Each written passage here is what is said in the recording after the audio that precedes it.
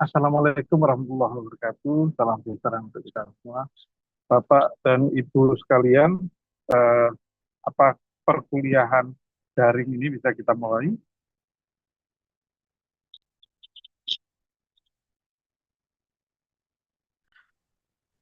So, Oke ya, kita mulai. Bismillahirrahmanirrahim. Eh, Assalamualaikum warahmatullahi wabarakatuh. Materi kali ini adalah tentang mikrobiologi sarkopi. Oke, Bapak dan Ibu sekalian, iya silakan direkam, nggak apa-apa, karena kita cuma punya waktu berapa? Hampir setengah jam. Jadi eh, kuliah ini adalah kuliah saya yang pertama. Sebelumnya nanti ada kuliah itu. Eh, Sarkofu ini cukup menarik. Ya. Dan mungkin pada saat Sarkofu ini menjadi pandemi, Anda masih SMA atau SD, nggak tahu. Ya. Eh, Pada saat terjadi pandemi, kita berperang mati-matian Sarkofu. Jadi kalau tidak menang, mati. Seperti itu. Jadi kali ini kita tahu bahwasanya mencegah Sarkozy ini ternyata bisa kita kalahkan mereka di kita beli. Dan kita bisa mengantisipasi sampai sekarang. Ya. Pertama-tama saya ucapkan selamat hari raya Idul Fitri. Mohon maaf lahir batin. Ini eh, walaupun pertemuan kita pertama, tidak apa-apa untuk mengucapkan selamat eh, hari raya. Ya. Oke, Bapak dan Ibu sekalian, ini adalah materi yang kita bicarakan mulai pendahuluan, klasifikasi, struktur, stabilitas, kemudian komitmen, stabilitas, diagnosis, dan kesimpulan. Ya, kita mulai pertama. Ya, dalam klasifikasi dan vaksin, ya, eh,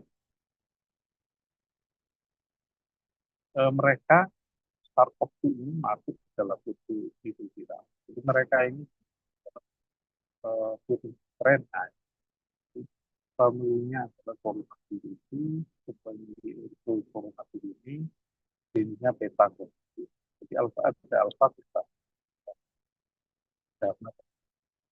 Kemudian sejenisnya adalah kartesi.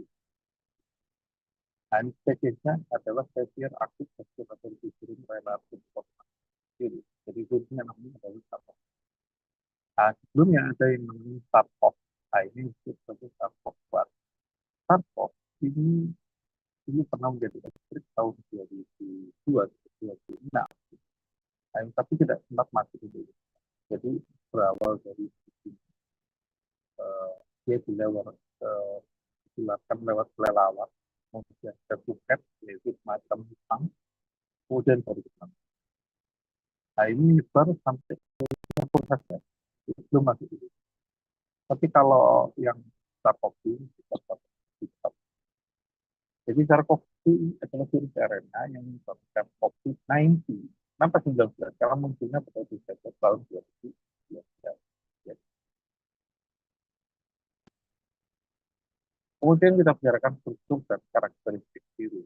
Jadi SARS-CoV ini virusnya berupload, ya, dengan jenis RNA, usai tunggal, dan positif.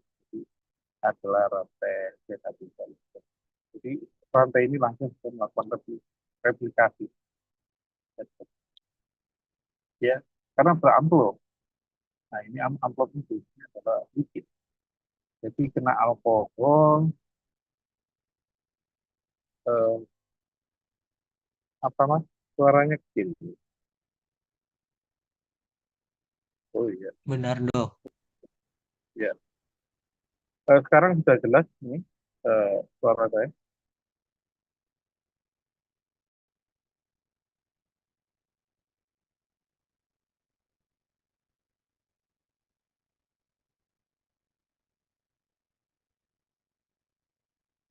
Iya, sudah jelas ya. Oke.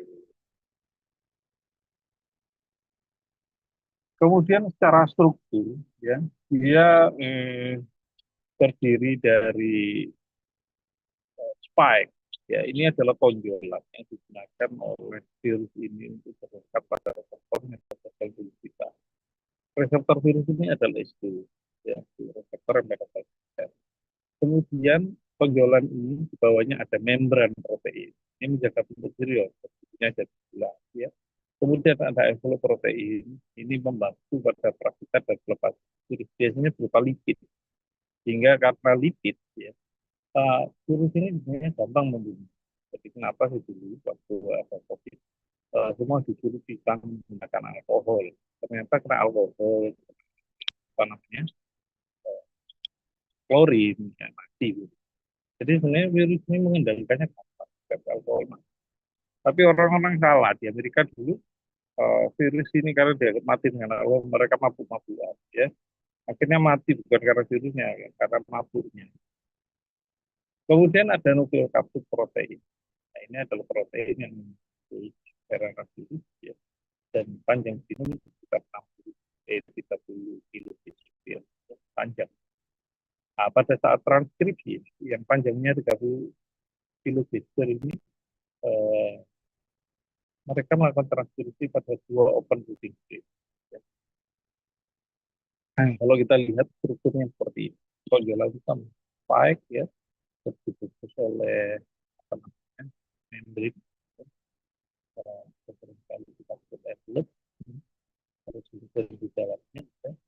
Ini genomnya kayak ular itu begitu. Ya. Kemudian ternyata virus ini punya eh, dua open reading frame, ya, warna belakang biru biru. Nah, ternyata antara dua open reading frame, ya, ini memiliki hasil berupa protein yang beda-beda. Ini yang pinggir-pinggir itu protein yang diberikan oleh virus ini macam. Nah, jadi kalau kita lihat genomnya memang panjang, ya. Nah, ini open reading frame. Open reading frame pertama itu adalah yang panjang warnanya, ya. Open reading kedua adalah yang biru. Ya. Nah, ini ternyata mereka menyanti protein itu. Ya, ada yang natural protein dan natural, ya. Sebagian besar itu berupa enzim. Nah, yang paling penting ini adalah spike. Spike ini pada pemeriksaan SARS-CoV. Ya, ini bedanya SARS-CoV-1 dengan SARS-CoV-2. Ternyata hampir mirip kayak ini. Tapi ternyata ada tonjolan yang berbeda. Tonjolan berbeda sedikit ini. RBC itu reseptor binding domain. Nah, ini memang digunakan oleh mereka untuk melakukan tanda. Walaupun seperti ini, ya, reseptornya sama, ya, antara SARS-CoV-1 SARS-CoV, tapi ternyata ikatannya lebih bagus pada SARS-CoV. Ya. Oke, Bapak dan Ibu kalian, mari kita lihat stabilitas dan yang pertama terhadap Pak. Ternyata kalau ini kita panaskan sampai 3000, ya virusnya ini. Kemudian kalau dikasih disinfektan, ya, alkohol, klorin, H2O, ya, ya, ini langsung mati dan dapat bertahan dalam jalan jam sampai hari permukaan, ya, tergantung bahan dan kelembaban. Dua ada kebiasaan pada stainless steel itu lama, pada kertas itu sama, ya. Kemudian ya memang pada pH netral stabil, karena pada pH stabil maka dia akan mengelupas dan keluar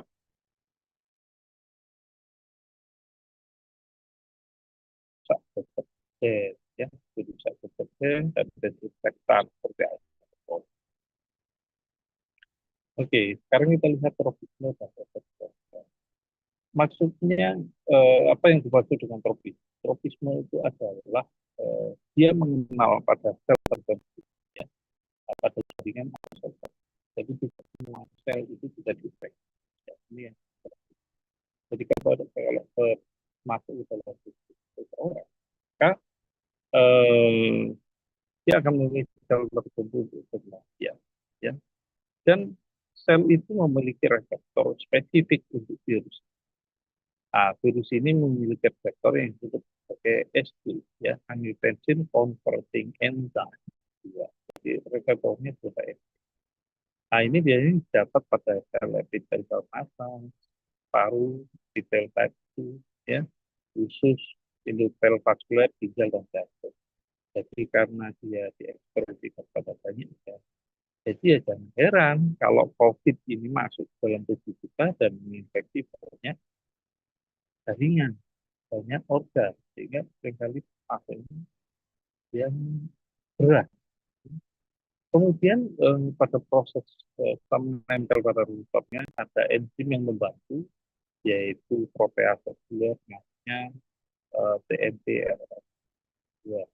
Ini membantu aktivasi protein S, ya.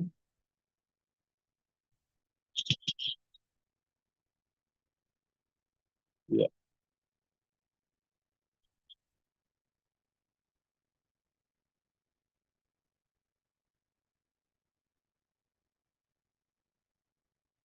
bentar ya, saya tak tiba kurang.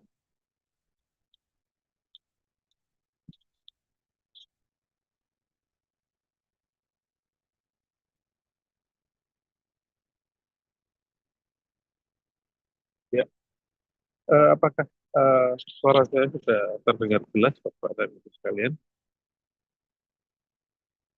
Saya lanjutkan ya. Jadi dia menghasilkan interaksi dengan reseptor, kemudian mengaktifkan protease seluler, ya, yaitu yang non TMPRSS2, membantu fusi untuk masuk ke dalam sel. Selanjutnya, nah ini bagaimana mereka berinteraksi. Jadi ini adalah sarkofilurion dan menempel pada reseptor S2. Oke, nah kemudian setelah dia menempel, maka dia akan dibantu oleh protease seluler TMPRR, ya. Nah, kemudian dia masuk ke dalam sel, ya. Nah, genomnya dikeluarkan. Ah, ternyata ini adalah enzim-enzim yang dihasilkan oleh kulit, ya. Baik sampai kemudian yang digunakan untuk replikasi. Ya. Kalau kita lihat patogenesisnya, ya, dia paparan droplet pada pasien, kemudian virus ini menempel ke S2. Ya. Kemudian di dalam tubuh sel yang ada S2, misalnya epithelial respiratory, mereka bereplikasi, kemudian menyebar secara lokal, misalnya paru, kemudian mengalami viremia pada sebagian kasus. Ya, kemudian ada respon imun yang bekerja, yaitu melawan mereka. Awalnya ada interferon dan makrofag, kemudian makin berat, ya, terjadi pada isi. Nah, ini yang seringkali tidak diinginkan pada pasien, ya. Eh, interleukin 6-nya tinggi, dan valvage tinggi, dan seterusnya. Kemudian kerusakan yang terjadi mulai dari efek eh, sitopatik dari virus, yaitu membunuh virus, kemudian membunuh apa namanya sel oleh virus, ya. Kemudian fungsi imun, menetralkan sistem imun, kemudian terjadi trombosis mikrovaskular, jadi terjadi pembunuhan pada vaskular dan vaskular. Ya. Nah, ini bagaimana mereka bereplikasi, ya. Nah, jadi mereka masuk ke dalam sel, ya, kemudian berkembang biak. Setelah sudah lengkap perkembang biaknya, maka mereka akan mengalami budding, ya, proses pembentukan virus baru, ya. Nah, ini contoh, ya. Kenapa sih orang gemuk ini gampang terinfeksi? Ya, ternyata virus SARS-CoV-2 ini mampu menginfeksi sel lemak pada orang gemuk, ya. Sehingga menghasilkan sitokin yang tinggi yang menyebabkan badai sitokin. Ya, akhirnya sitokin ini menyerang paru, ya, jantung, pembuluh darah, usus dan otak. Ya, akhirnya orang yang shock dan bisa menimbulkan kematian. Jadi gemuk ini adalah faktor komorbid pada kasus dengan SARS-CoV-2. di bidang mikrobiologi ya kita harus mampu melakukan diagnosis ya terutama spesimen klinis apa yang terjadi. Spesimen klinisnya bermacam. Ada swab nasofaring, urofaring. Nah, ini adalah standar diagnosis awal. Kemudian ada sputum. Ya.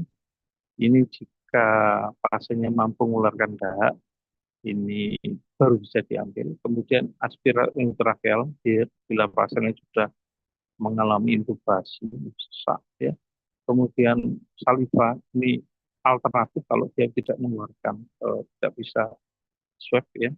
Kemudian serum, ini serologi ini setelah infeksi lanjut, ya. Bagaimana kita mendiagnosis COVID? Ya, yang pertama adalah deteksi molekuler. Ini adalah gold standar. Menggunakan RT-PCR, yaitu reverse transkriptase PCR. Target gennya bermacam-macam. Jadi ganti-ganti, biasanya dua gen, yaitu N, nukleoprotein, E, envelope, kemudian NTRP, enzim, gen, ya. Kemudian open reading frame satu aktif, ya. Ini sensitif dan spesifik. Gen deteksi dini bahkan sebelum jalan.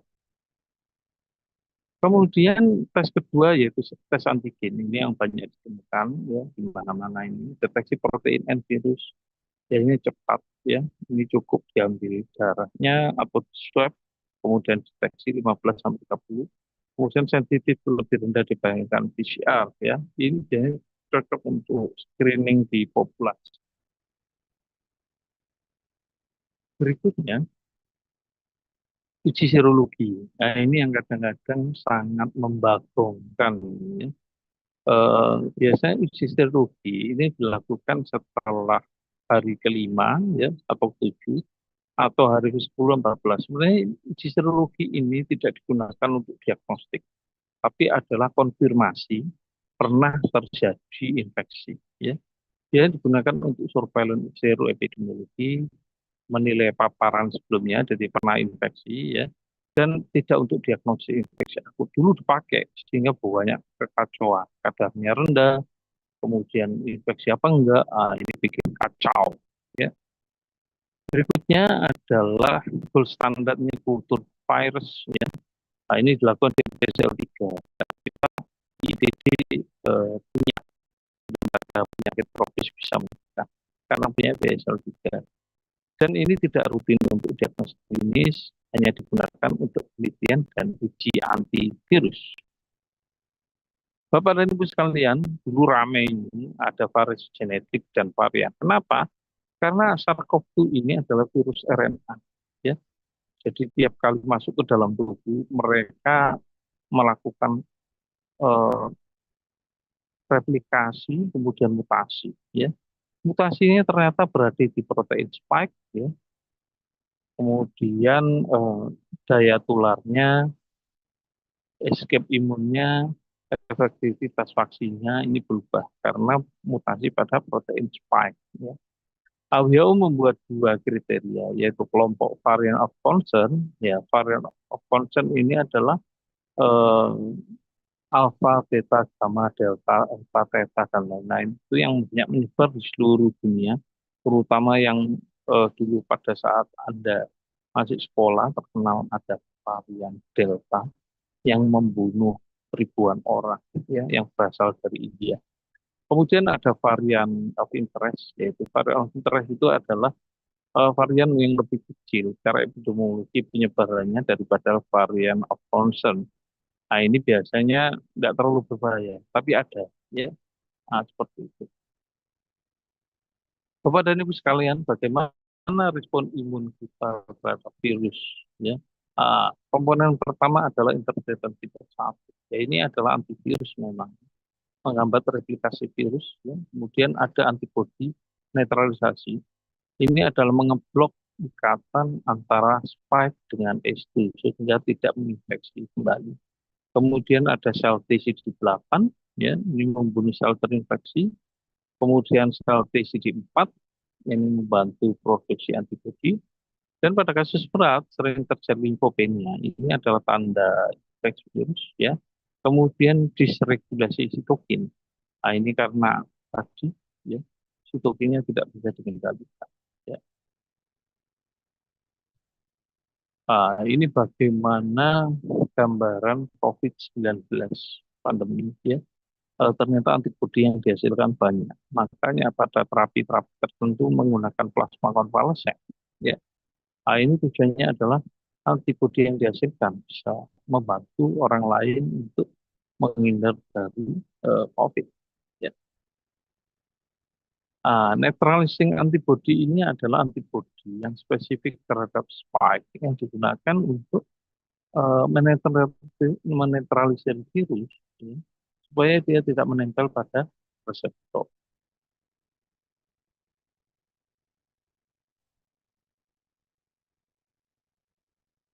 Ya. Oke, Bapak dan Ibu sekalian, bagaimana mendeteksi? Ya, yang pertama adalah desinfeksi rutin. Ya, karena virus ini beramplop, envelope namanya ya, sehingga gampang sekali dinetralisir dengan desinfektan. Ya. Kemudian ventilasi yang baik, karena bisa melalui lewat aerosol, droplet dan aerosol. Makanya kita harus menggunakan masker ya untuk menghambat droplet ya, menghambat proses penularan ya. Dan yang terakhir dan tidak kalah penting, vaksin. Vaksin ini membantu tubuh kita menghasilkan antibodi anti spike. Tujuannya adalah tidak serta-merta menyebabkan kita menjadi sehat, tapi melindungi supaya kasusnya tidak menjadi berat. Apakah vaksin ini melindungi secara total? Belum tentu. Tapi adalah menurunkan resiko menjadi gejala berat. Jadi mungkin kita terinfeksi, tapi tidak menjadi berat. Ya. Nah, ini adalah gambar virus ya, yang pada respirator droplet. Droplet yang kita keluarkan ada virusnya. Ya. Nah, ini sudah dibuktikan oleh banyak ilmuwan di negara Korea, di Cina, di Italia. Ya, jadi orang batuk-batuk itu ya ada virus. Sehingga kalau misalnya kita menghirup droplet partikel droplet yang ada virusnya ya kita tertular lah ya. Oke Bapak dan Ibu sekalian ya. Ini adalah vaksin ya terhadap COVID yang banyak disebar ya. Pada saat itu ada AstraZeneca, kemudian Moderna, Pfizer, ya, kemudian Gamaleya. Jadi masing-masing ini adalah bentuk vaksinasi dengan metode mutakhir, ya, yang sebelumnya belum ada. Ya. Ternyata yang pertama AstraZeneca menggunakan vektor virus, disuntik 2 kali, ya. Kemudian Moderna juga disuntik 2 kali, Pfizer disuntik 2 kali, Gamaleya ini vektor sama, ya, disuntik 2 kali. Jadi hampir sebagian besar, ya, seperti yang divaksinkan ke Anda, ya. Anda kalau dapat vaksin. Nah, kalau vaksin-vaksin ini disuntikan Anda menggigil, sakit Anda. Sinovac enggak, ya. Nah, ini kelihatannya Sinovac kurang protek. Oke, Bapak dan Ibu sekalian, kuliah pagi ini harus kita akhiri dengan kesimpulan bahwasanya SARS-CoV-2 ini adalah virus RNA beramplop, genusnya beta coronavirus yang menginfeksi sel melalui reseptor S2, ya. Kemudian bereplikasi di epitel respiratori sebagian besar, walaupun bisa di jaringan yang lain, ya, karena masuknya lewat respirasi. Dan didiagnosis terutama menggunakan PCR dari swab nasofaring. Kemudian yang tidak kalah penting, variasi genetik pada protein spike berperan penting dalam transmisi dan evasi imun. Ya. Mungkin ini yang bisa saya sampaikan. Ya, semoga bermanfaat. Mungkin ada yang perlu ditanyakan, saya izin untuk stop share.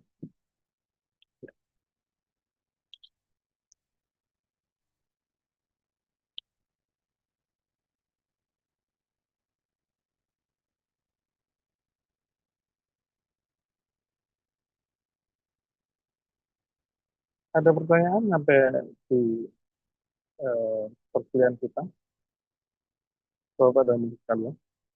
Eh, Bila tidak ada pertanyaan, ya kita akhiri pertemuan kita. Semoga bermanfaat.